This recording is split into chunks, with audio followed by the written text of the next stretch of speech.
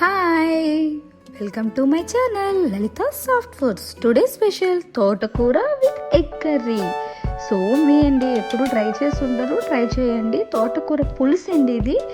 So ఈ పులుసుకి చింతపండు, పచ్చిశనగపప్పు, పసుపు, మెంతులు, ఆవాలు, జీలకర్ర, ఉల్లిపాయ, టమాటో, పచ్చిమిర్చి,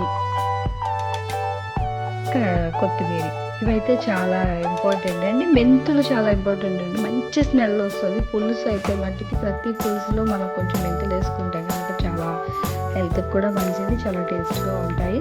నేనైతే ఆనియన్ కట్ చేసేసుకుంటున్నాను.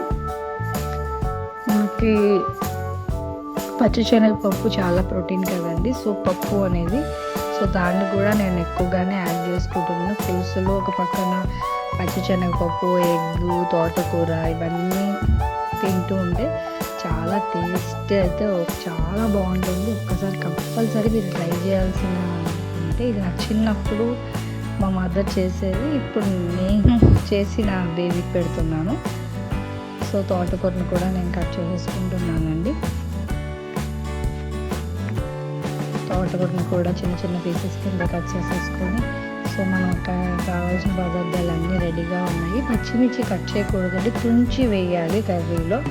సో ఇలా తోటకూరను అయితే నీట్గా క్లీన్ చేసేసుకుంటున్నాను, ఎందుకంటే బయట నుంచి వచ్చింది కదండి, బాగా క్లీన్ చేయాలి. బాండీ పెట్టేసాను. నేనైతే వేరుశనగ నూనె వేసుకుంటున్నానండి. మీ చాయిస్, మీరు ఎన్ని ఆయిల్ వేసుకోవచ్చు. సో ఇక మెంతులు చాలా ఇంపార్టెంట్ అండి పులుసులో. ఆ పులుసుకి తగ్గ స్మెల్ వచ్చేది ఆ మెంతుల వల్లే. సో జీలకర్ర, ఆవాలు చిటపట అంటుంటే ఆవాలలో ఉన్న ఆయిల్ అంతా మన ఆయిల్కి వచ్చి మన కర్రీస్ హెల్దీగా ఉంటాయి. ఆవాలు కంపల్సరీ చిటపట అనాలి.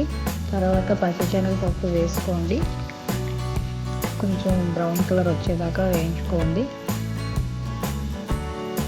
చెప్పాను కదా, పచ్చిమిర్చి అనేది కంపల్సరీ తుంచి వేయండి. పులుసుకి తుంచి వేస్తేనే ఆ టేస్టే వేరు. సో ఇంకా నేను ఆనియన్స్ కూడా వేసేసాను, ఉల్లిపాయలు. సో ఇప్పుడు టమోటా వేసేసుకుంటున్నాను. టమోటా వేసిన తర్వాత ఒక 2-3 మినిట్స్ బాగా మగ్గించుకున్నానండి. బాగా కలిపేసుకొని కొంచెం మగ్గితే ఆ తర్వాత సాల్ట్, ఆ తర్వాత పసుపు,